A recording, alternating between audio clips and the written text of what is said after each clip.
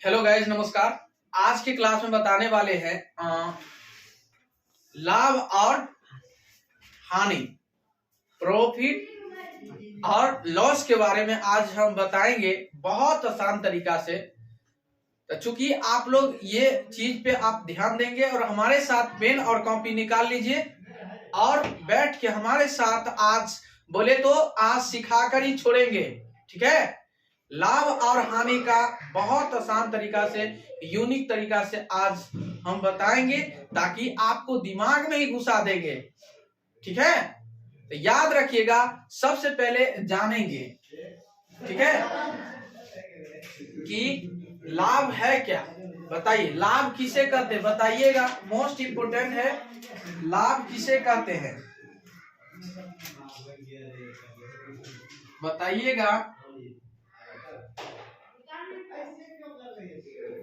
लाभ किसे कहते हैं, लाभ किसे कहते हैं, लाभ किसे कहते हैं बताइएगा। उत्तर में लिखिएगा, उत्तर में लिखिएगा क्रय मूल्य, क्रय मूल्य, क्रय मूल्य से विक्रय, विक्रय मूल्य, विक्रय मूल्य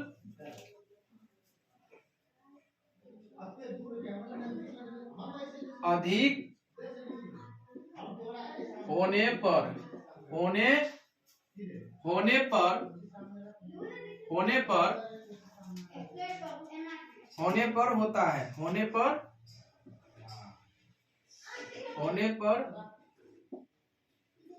लाभ होता है, लाभ होता है, लाभ होता है। बताइएगा कि लाभ क्या है। लाभ का परिभाषा क्रय मूल्य से विक्रय मूल्य, यानी विक्रय मूल्य अधिक होने, यानी अधिक होने पर लाभ होता है। क्या होता है, लाभ होता है, ठीक है। उससे भी आप लिख भी सकते हैं, लाभ कहते हैं। क्या कहते हैं, लाभ कहते हैं, ठीक है। जैसे आप थोड़ा गौर फरमाइएगा, देखिएगा कि जैसे हम कोई चीज मान लीजिए 25 रुपया में लिए, ठीक है। कितना रुपया में, 25 रुपया में लिए हैं। अब उससे हम या जैसे 30 रुपया में बेच दिए, ठीक है। तो कोई चीज हम बताइए 25 रुपया में लिए हैं और उसे 30 रुपया में बेच दिए हैं, तो बताइए लाभ होगा कि हानि होगा। बताइए, आप लोग कमेंट करके बताइएगा, बताइए कमेंट करके। तो चलिए, आप समझ गए होंगे, यदि कोई चीज हम 25 रुपया में लेते हैं, 30 रुपया में बेचते हैं, तो आप समझ जाते हैं कि ये क्या होगा जी, लाभ हो गया। क्या हो गया, लाभ। कितना लाभ हो गया, कितना अधिक, कितना लाभ आपको हुआ, तो 5 रुपया लाभ हुआ। समझ गए कि नहीं।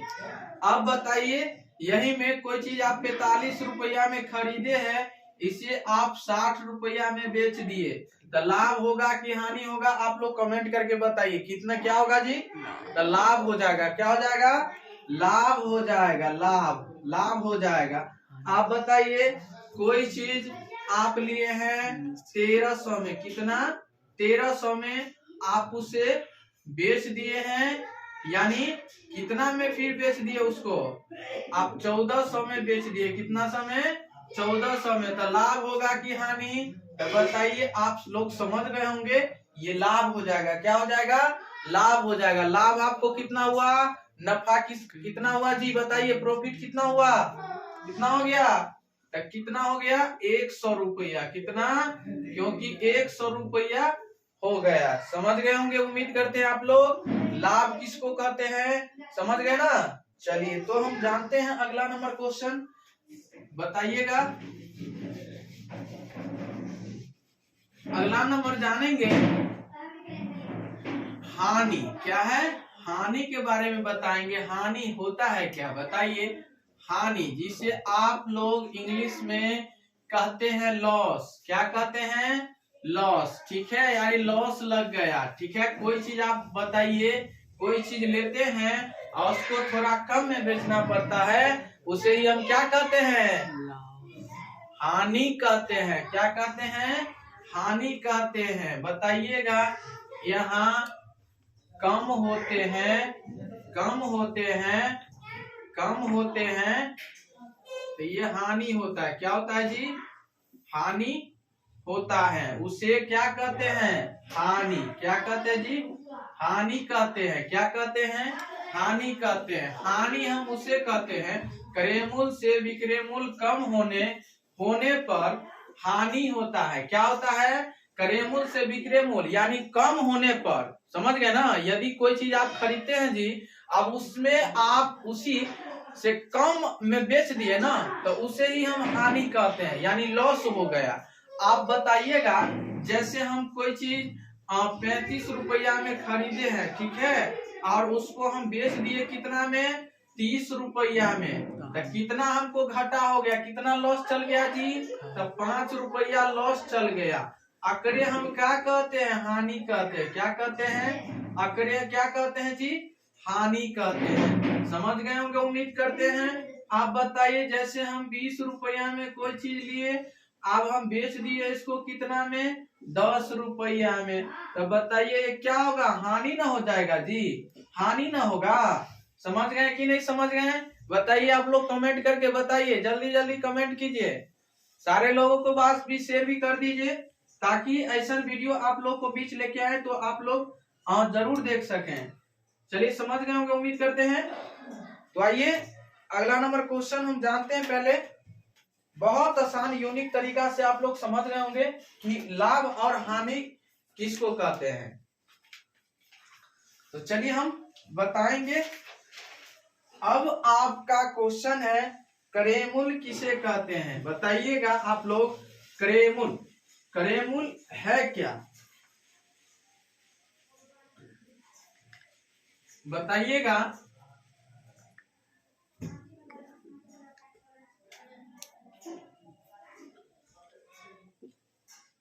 क्रय मूल्य किसे कहते हैं? क्रय मूल्य किसे कहते हैं? उत्तर में लिखेंगे, जिस वस्तु पर यानी लिखिएगा, जिस वस्तु या मूल्य लिखिए, जिस मूल्य पर कोई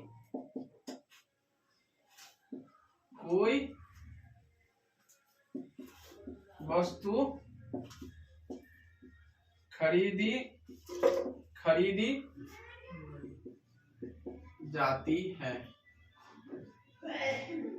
कोई वस्तु पर खरीदी जाती है, उसे क्रय मूल्य कहते हैं। क्रय मूल्य कहते हैं। आप बताइएगा, क्रय मूल्य क्या है जी? क्रय मूल्य। आप बताइए, क्रय मूल्य किसे कहते हैं? ध्यान दीजिएगा, क्रय मूल्य जिस मूल्य पर, यानी जिस मूल्य पर कोई वस्तु को, यानी कोई वस्तु पे, यानी कोई भी मतलब जिस मूल्य पर कोई भी वस्तु को खरीदी जाती है, दुनिया की कोई भी वस्तु को खरीदी जाती है, तो उसे हम क्या कहते हैं जी? उसे हम क्रय मूल्य कहते हैं। क्या कहते हैं? क्रय मूल्य। समझ गए होंगे, उम्मीद करते हैं। क्रय मूल्य का परिभाषा आप लोग अच्छा तरीका से इसे समझ गए। क्रय मूल्य किसे कहते हैं? जिस मूल्य पर कोई वस्तु को यदि हम बेचते हैं, ठीक है, क्या कहते हैं? ये इसमें खरीदी जाती है। क्या है? खरीदी जाती है। क्रय मूल्य में खरीदी जाती है, और विक्रय मूल्य में क्या होगा? विक्रय मूल्य में बेची जाती है। क्या की जाती है? बेची जाती है, उसे बेची जाती है, उसे हम विक्रय मूल्य कहते हैं। समझ गए होंगे, उम्मीद करते हैं। क्रय मूल्य का भी परिभाषा और विक्रय मूल्य का भी परिभाषा देखिए कितना आसान है, कि जिस मूल्य पर कोई वस्तु बेची जाती है, क्या की जाती है? बेची जाती है, उसे ही हम विक्रय मूल्य कहते हैं। जिसे हम खरीदते हैं, जिसे हम खरीदते हैं उसे हम करेमुल कहते हैं। समझ गए ना? जिसे हम खरीदते हैं उसे हम करेमुल कहते हैं, जिसे हम बेचते हैं उसे हम विक्रयमूल्य कहते हैं। समझ गए कि नहीं समझ गए? बताइए। आप लाभ समझ गए ना? लाभ का भी परिभाषा, ठीक है। कोई चीज आप यदि खरीदते हैं जैसे और उससे आप नफा मारते हैं उसे ही हम लाभ कहते हैं, ठीक है। आप उस तरीका जो आपका अपना जो तरीका है उस तरीका से आप अपना लैंग्वेज में बोल सकते हैं, ठीक है।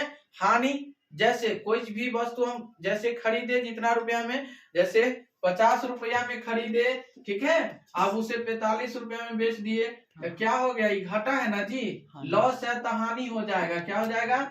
ये हानि है, ठीक है। यदि हम 50 रुपया में खरीदे और उससे 60 रुपया में बेचे तो इसे हम लाभ कहते हैं। क्या कहते हैं? लाभ। तो हमको लाभ कितना हुआ जी? 10 हो जाएगा। कितना? 10 हुआ ना लाभ। तो चलिए, उम्मीद करते हैं कि आज की क्लास में इतना है। तब तक के लिए बने रहें और ऐसा वीडियो पाने के लिए आप लोग इसे लाइक भी कर ले और कमेंट भी कर ले और सब्सक्राइब भी कर ले और शेयर भी कर ले, ताकि आप लोग को भी जब जब लाइव क्लास आओ तो आप लोग को भी नोटिफिकेशन जरूर पहुंचे और आप लोग उसे आसान भाषा में आसान तरीका से क्लास कर सके, ठीक है, ताकि आपको भी प्रॉब्लम ना आवे, ठीक है। यदि आप लोग ऑफलाइन क्लास करना चाहते हैं तो मधुबनी में चल रहा है मेरा 2 इंस्टीट्यूट चलाते हैं।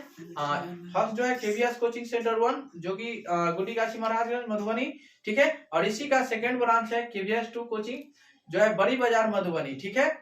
तो चलिए, आज की क्लास में तब तक के लिए बने रहें।